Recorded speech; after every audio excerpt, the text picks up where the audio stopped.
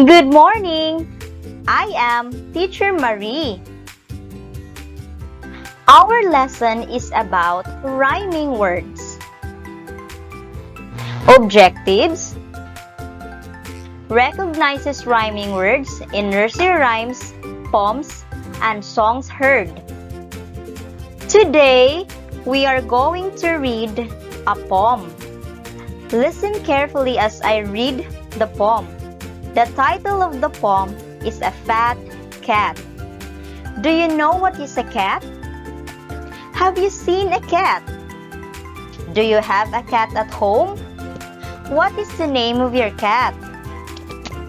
Now, I want you to listen as I read the poem titled A Fat Cat.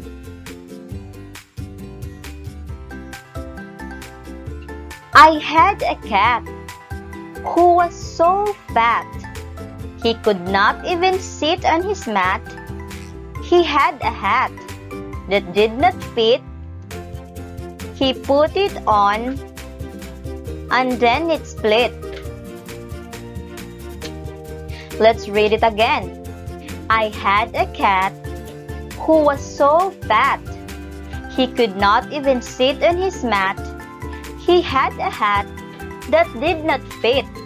He put it on, and then it split. Look at the underlined words of the poem.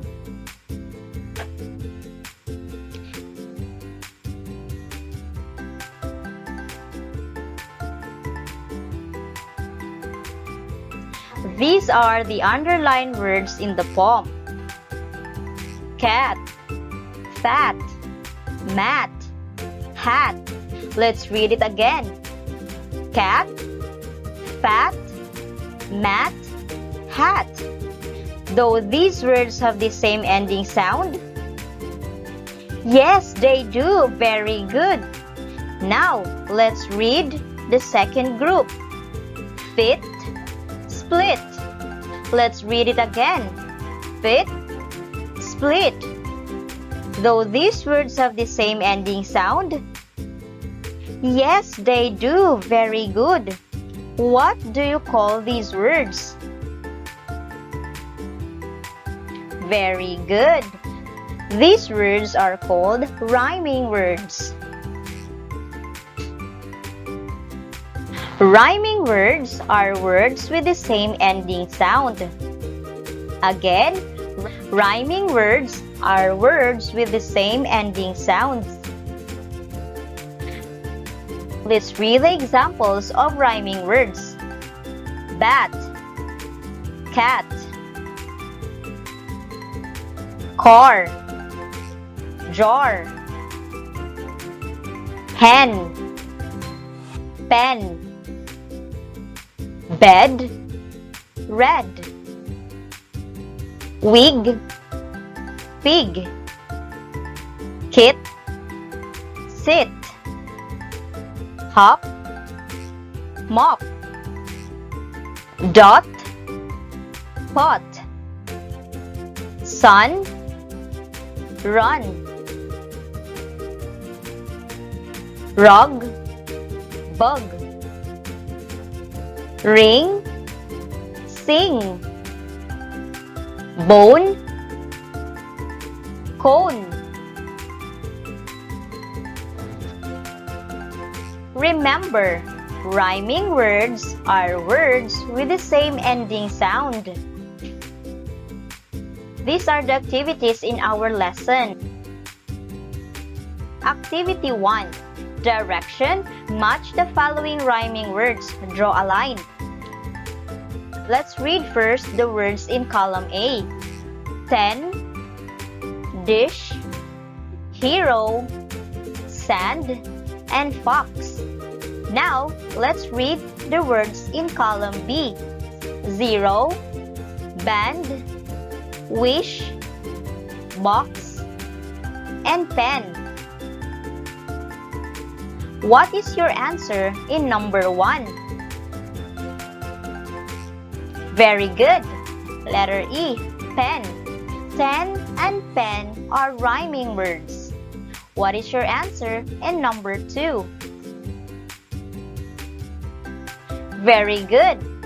Dish and wish are rhyming words. Let's proceed to number 3. What is your answer in number 3? Very good. 0. Hero and zero are rhyming words. And now, let's proceed to number 4. What do you think is the rhyming words of sand? Very good. Sand and band are rhyming words. And for the last number, number 5. What is your answer in number 5? Very good. Box and box are rhyming words. For our last activity, direction, answer yes if the two words rhyme together, and no if not. Place your answer on the blank line. Number 1, pick, sick. Number 2, sat, ramp. Number 3, seen, green.